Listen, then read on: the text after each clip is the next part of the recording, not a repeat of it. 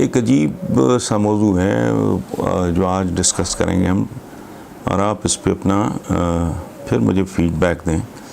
مل جل کے سوچتے ہیں تو شاید کوئی مسائل کا حل نکلے. میں اور آپ ہم سب جانتے ہیں کہ حضرت ابو بکر رضی اللہ تعالیٰ عنہ نے سیدنا بلال کو، جو مسلمانوں کے پہلے مؤذن ہوئے، ان کو خرید کے رہا کیا تھا. حضرت بلال کہتے ہیں کہ حضرت ابو بکر نے ان کو پڑھنا سکھایا، لکھنا سکھایا. پہلے وہ تھور سے قلم بنا کے دیتے تھے. سیدنا بلال جایا کرتے تھے نیل کے پتے لا کے ساری رات بھگونے، پھر اس کو کوٹنا، پھر اس سے سیاہی بنانی، اس سے انہوں نے لکھنا شروع کیا. کیوں؟ کہ حضور کہا کرتے تھے کہ علم مومن کی کھوئی ہوئی میراث ہے. اور یہ میں کبھی کبھی سوچتا ہوں کہ اس سے زیادہ بد نصیب کون ہو سکتا ہے جو اپنے بزرگوں کی میراث کو ضائع کر دے، اس کو کھو دے. بہرحال حضرت ابو بکر نے حضرت بلال کو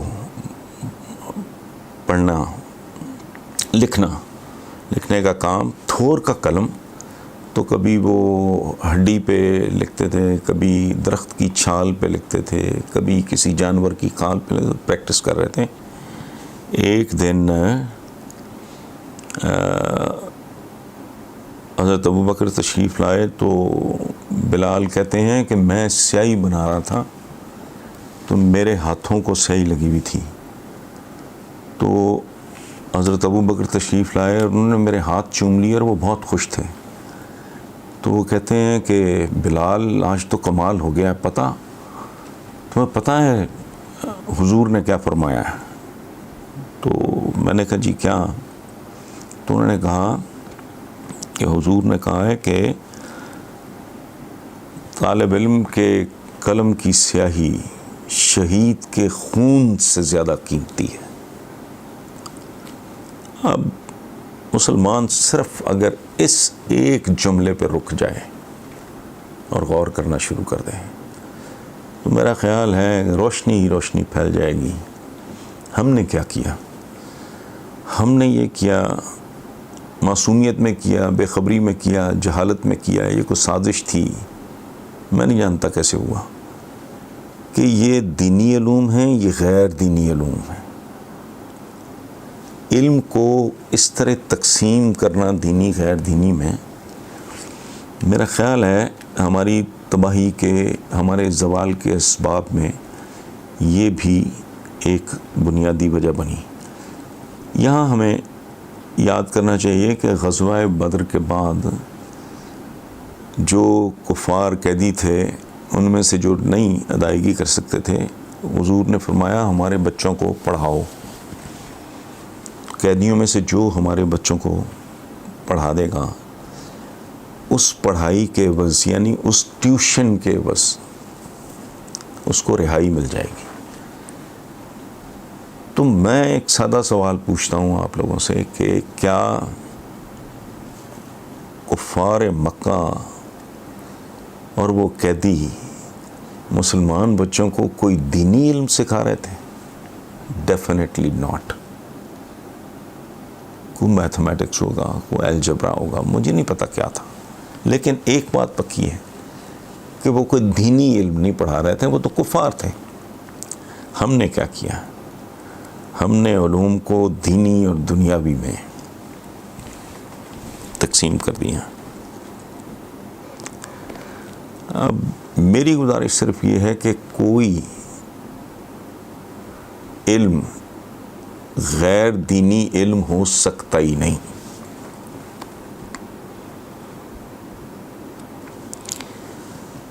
وجہ اس کی یہ ہے کہ ہر علم کا تعلق خالق کی تخلیق کے ساتھ ہے، مالک کی ملکیت کے ساتھ ہے. جو کچھ ہے اس کا خالق کون ہے؟ وہی ایک ذات ہے، رب العالمین. سو جب ہم جیولوجی پڑھتے ہیں، اراضیات کا علم، تو یہ زمین کس نے بنائی ہے؟ نیوٹن نے جب کشش ثقل، وہ جسے لا آف گریوٹی کہتے ہیں، تو نیوٹن نے بیچارے نے کشش ثقل پیدا نہیں کی تھی، صرف دریافت کی تھی. اور وہ شخص جس نے کہا تھا کہ حقیر ترین ذرہ جو ہے، ایٹم کہتے ہیں جس کو، اس کو پھاڑ دیا جائے اگر، تو اس میں سے توانائی کے طوفان نکلیں گے. تو اس نے وہ طوفان پیدا نہیں کیے تھے، اس نے رب العالمین کی یہ پہیلی بوجھی تھی جس کا حکم ہے. یہ جو غور و فکر کا، تفکر کا، تدبر کا، اور یہ جو ہے نا کہ علم حاصل کرو چاہے تمہیں چین تک جانا پڑے. تو چین میں ظاہر ہے دینی علوم کے حصول کے لیے تو نہیں جا رہے تھے. ہمارا اگر کوئی مقابلہ ہے دنیا میں، تو آج کی دنیا کے ساتھ ہمارا جو کمپٹیشن ہے وہ دینی علوم میں نہیں ہے، وہ ان علوم کے حوالے سے ہے ہمارا کمپٹیشن ان کے ساتھ جنہیں ہم غیر دینی کہتے ہیں. ہمارا ٹوٹل آج اگر ویسٹ دنیا کو ڈومینیٹ کر رہا ہے، دنیا کو لیڈ کر رہا ہے، یہ بجلی ہے جس کی وجہ سے میں آپ کے ساتھ مخاطب ہوں. بیسیکلی کیمرہ ہے، کمپیوٹر ہے، اے سی چل رہا ہے، گاڑی باہر کھڑی ہے. میں نے ایم آر آئی کا چند دن پہلے میں نے اپنا کوئی ٹیسٹ کرایا ہے. تو اس لیے میری گزارش صرف یہ ہے کہ دنیاوی علوم کو بھی دینی علم ہی سمجھ کے اس کے حصول کے لیے محنت کرنی چاہیے، جان مارنی چاہیے. کائنات کا کوئی علم، دیکھیں خلا کا علم، پچھلے دنوں ڈونلڈ ٹرمپ نے ایک عجیب بات کی کہ وہاں جو ہماری کمانڈ ہے، ہماری جو گرفت ہے خلا پہ، اس میں رتی برابر کمی برداشت نہیں کی جائے گی. آپ سوچ سکتے ہیں کہ اگر کل وہ خلا میں مستحکم ہو جائے، وہ یا کوئی اور، دنیا اس کی کالونی ہوگی جیسے ہم کبھی انگریز کی کالونی تھے. سو یہ تصور مسلمانوں کے، ہماری اولادوں کے، ہمارے بچوں کے دل اور دماغ سے نکال کے پھینک دینا چاہیے کہ یہ دینی اور یہ غیر دینی. غیر دینی ہو سکتا ہی نہیں. رب العالمین کا ہے جو کچھ ہے، اس کے بارے میں جانکاری. یہ مائننگ ہے، یہ باٹنی ہے، یہ نباتات کا علم ہے. اگر تو نباتات کس ابلیس نے بنائی ہیں. سو پلیز اس بات پہ تھوڑا غور فرمائیں آپ، اور علم کو علم ہی رہنے دیں، اس کو مختلف خانوں میں مت بانٹیں. یہی بدقسمتی میرا خیال ہے. ہماری جو ٹریجڈیز ہیں ان میں سے ایک بہت بڑی ٹریجڈی یہ ہے کہ ہم نے علوم کو کاٹ پیٹ کے، تقسیم کر کے مختلف خانوں میں بانٹ دیا. وہ جو مظفر وارثی مرحوم نے کہا تھا، کوئی تو ہے جو نظام ہستی چلا رہا ہے. تو یہ نظام ہستی، یا تو آپ کسی ایسی چیز کے بارے میں کھوج کریں، تحقیق کریں، غور کریں، اس پہ کوئی تجربے کریں جو رب العالمین کے احاطہ، اس کی قدرت سے باہر ہو. نظام ہستی سے باہر تو ہے ہی کچھ نہیں، اور اس کا خالق و مالک وہی ہے. اس کا مطلب یہ ہے کہ کسی بھی چیز کا علم دین ہی کا علم ہے. عربی کا ایک محاورہ ہے کہ سپیریئر ترین علم ہے علم الابدان، جسم کے بارے میں. آپ سوچو، لیور ٹرانسپلانٹ ہو رہا ہے، کڈنیز، دل آج سے 30 40 45 سال پہلے کوئی حل ہی نہیں تھا. وہ کاٹ پیٹ کے 2 دن میں فارغ کر کے گھر بھیج دیتے ہیں. تو گزارش صرف اتنی ہے, اگر آپ کو مناسب لگے یہ بات, اس میں آپ کو کوئی دم نظر آئے, کوئی لاجک نظر آئے, کوئی وزن نظر آئے, تو پلیز اپنے بچوں کو اس طرح پریپیئر کریں کہ بیٹا دینی اور غیر دینی والا کام نہیں ہے.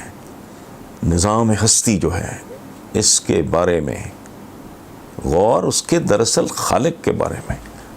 جب آپ کسی بچے کو پیار کرتے ہو تو بیسیکلی اس کی ماں, اس کا باپ وہ خوش ہوتے ہیں.